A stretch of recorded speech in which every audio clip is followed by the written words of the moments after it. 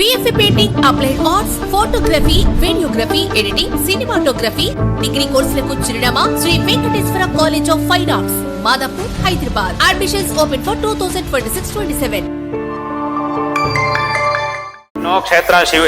శివక్షేత్రాలను చూస్తున్నాం. అక్కడ చక్కగా శివుడి యొక్క ఆరాధన జరుగుతోంది. విష్ణు క్షేత్రాలు, విష్ణువాలయాలు, అక్కడ అద్భుతంగా విష్ణు యొక్క ఆరాధన, ఆ పద్ధతికి అనుగుణంగా ఆ ఆరాధన. అదేవిధంగా శక్తి క్షేత్రాలు, అక్కడ విశేషంగా ఆ ఆరాధనలు, అవన్నీ కూడా చక్కగా అన్ని చోట్ల జరుగుతున్నాయి.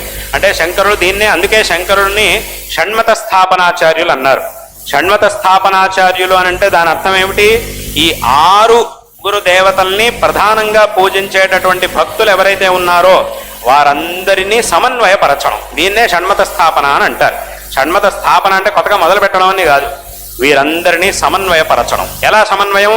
ఈ పరస్పర సంఘర్షణతో మా దేవుడే గొప్ప, మా దేవుడే గొప్ప అని వాదించేటటువంటి వారందరికీ కూడా ఉన్నది ఒకే ఒక్క పరమాత్మ. ఇన్ని రూపములు ఉన్నాయి, ఇన్ని రూపముల్లో ఎవరైనా కూడా మీకు ఇష్టం వచ్చినటువంటి రూపాన్ని చక్కగా పరిపూర్ణమైనటువంటి భక్తితో, పరిపూర్ణమైనటువంటి శ్రద్ధతో ఆ రూపాన్ని చక్కగా ఆరాధించవచ్చు అనేటటువంటి భావనని శంకరులు అందరిలోనూ కలిగించారు.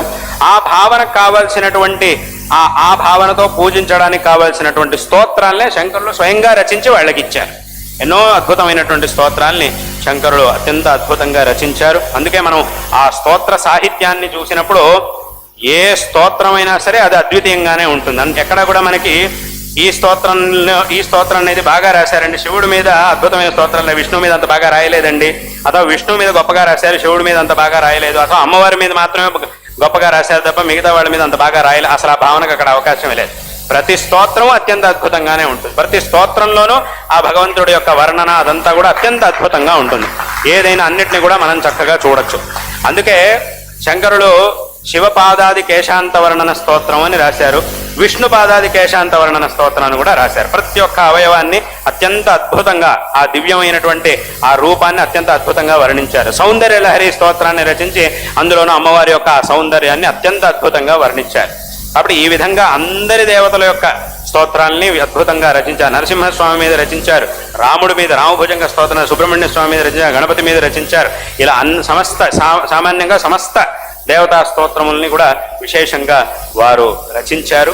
కాబట్టి ఈ విధంగా అందరిలోనూ ఒక ఐకమత్యాన్ని తీసుకొచ్చి విశేషంగా అందరినీ కూడా అనుగ్రహించినటువంటి వారు మహాపురుషులు జగద్గురు శ్రీ శ్రీ ఆదిశంకర భగవత్పాదాచార్యుల వారు. కాబట్టి శంకర భగవత్పాదాచార్యుల వారు ఈ ధర్మానికి విశేషంగా చేసినటువంటి, ఈ ధర్మాన్ని అనుసరించేటటువంటి మనందరికీ కూడా విశేషంగా చేసినటువంటి ఆ అనుగ్రహం అనేది అది అద్వితీయమైనటువంటిది. కాబట్టి అటువంటి శిష్య పరంపరలో ఆ సంప్రదాయంలో వచ్చినటువంటి వారం అందరం కూడా సమస్త సనాతన ధర్మ అనుయాయులకి శంకరులు ఏదో కొంతమందికి మాత్రమే కావాల్సింది చూపించారని లేదు, యావన్ మందికి, యావత్ సమస్త సమాజానికి, యావత్ హిందూ ధర్మ సమాజానికి శంకరులు కావలసినటువంటి మార్గదర్శనం చేశారు. అందరికీ కూడా కావలసినటువంటి విషయాలు ఇక్కడ ఉన్నాయి. కాబట్టి దీన్ని అందరూ కూడా చక్కగా తెలుసుకొని ఆ భగవద్ ఆరాధనని విశేషంగా చేస్తూ ఈ సనాతన ధర్మాన్ని విశేషంగా ఆచరిస్తూ కృతార్థులు కావాలి అనేటటువంటి విషయాన్ని ఈ సందర్భంలో అందరికీ కూడా తెలియజేస్తున్నాం. మనం కూడా చక్కగా ఆచరించాలి, మన పిల్లలకు కూడా చక్కగా నేర్పించాలి. ఇది కూడా అందరూ చక్కగా తెలుసుకోవాలి. ప్రతి ఇంట్లోనూ ప్రతి వ్యక్తికి ప్రతిరోజు ధర్మ శిక్షణ అనేది తప్పకుండా జరగాల్సిందే. ప్రతి ఒక్కరూ కూడా ధార్మికమైనటువంటి శిక్షణకి అని కొంత సమయం పెట్టుకోవాలి. ఏదో ఒక్క శ్లోకం నేర్చుకున్నా చాలు. మొత్తం మన ధర్మంలో కనీసం రోజుకు ఒక్క భగవద్గీత శ్లోకం చదివినా చాలు. శంకరాచార్యుల వారు రచించినటువంటి గ్రంథాల్లోంచి ఒక్క శ్లోకం చదివినా చాలు. ఆ ఒక్క శ్లోకమే మన జీవితానికి పెద్ద నిర్దేశం చేస్తుంది. కాబట్టి ప్రతి ఒక్క శ్లోకం కూడా ఎంతో అద్భుతమైనటువంటిది. ఆ ప్రతి ఒక్క శ్లోకం, ఆ శబ్దాలే మనకు ఒక విశేషమైనటువంటి సంస్కారాన్ని కలిగిస్తాయి. చాలామంది అడుగుతూ ఉంటారు, స్వామి మేము ఎక్కడో విదేశాల్లో ఎక్కడో ఉంటాం, చాలా దూరంగా ఉంటాం, అక్కడ మాకు ఇవన్నీ నేర్పించేవాళ్ళు ఎవరు, మాకు నేర్చుకోవాలని ఉంటుంది కానీ అక్కడ నేర్పించేవాళ్ళు ఎవరు లేరు, పోనీ దాన్ని వదిలిపెట్టి వద్దామా అంటే ఇప్పుడున్న పరిస్థితుల్లో రావడం కుదరదు, కానీ అక్కడ నేర్పేవాళ్ళు ఎవరు లేరు, కానీ నేర్చుకోవాలని మాత్రం ఉంది, మమ్మల్ని ఏం చేయమంటారు అని కొంతమంది అడుగుతూ ఉంటారు. అప్పుడు నేను వాళ్ళకి చెప్పే మాట ఒకటి ఏమిటనంటే, ఏమి చింతించాల్సిన అవసరం లేదు, ప్రతిరోజు భగవద్గీత పారాయణ చేయండి. అథవా శంకరాచార్యులు రచించినటువంటి ఆ స్తోత్రంలోంచో అథవా ప్రకరణాల్లోంచో కొన్ని శ్లోకాలని చదవండి. అవి చదివితే మాకేం అర్థం కావు కదంటే అర్థం కావాల్సిన పని లేదు, చదివితే నేనేమన్నాను అర్థం చేసుకోమని చెప్పలేదుగా, చదువమని చెప్పాను నేను, అంతే. నేను చెప్పింది అంతే కదా, ఏమన్నా నేను చదవండి అని చెప్పాను అంతే. దాన్ని అర్థం చేసుకోండి అని లేదు.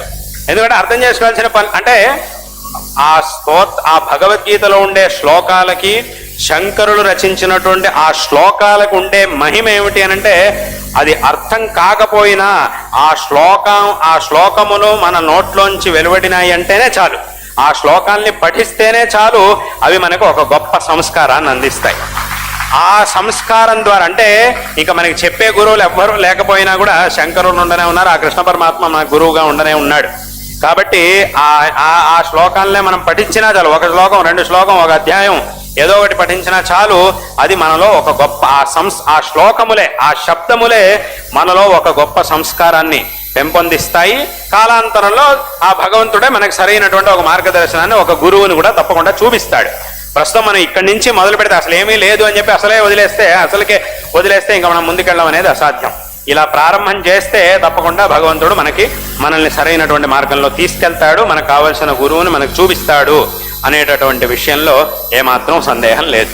కాబట్టి ఇలా ఈ ధార్మిక శిక్షణ అనేది ప్రతి ఇంట్లోనూ ప్రతి వ్యక్తికి ఇది తప్పకుండా లభించాలి. ఇలా చేయడం ద్వారా మనకి శ్రేయస్సు లభిస్తుంది, మన ధర్మం యొక్క సంరక్షణ అనేది కూడా చక్కగా జరుగుతుంది. దీన్ని అందరూ కూడా చక్కగా తెలుసుకోవాలి. ఏది సరైనటువంటి మార్గం అనే దాన్ని అందరూ కూడా చక్కగా తెలుసుకోవాలి, సరైనటువంటి మార్గాన్ని అందరూ కూడా అనుసరించాలి అనేటటువంటి విషయాన్ని ఈ సందర్భంలో అందరికీ కూడా తెలియజేస్తూ ఉన్నాం.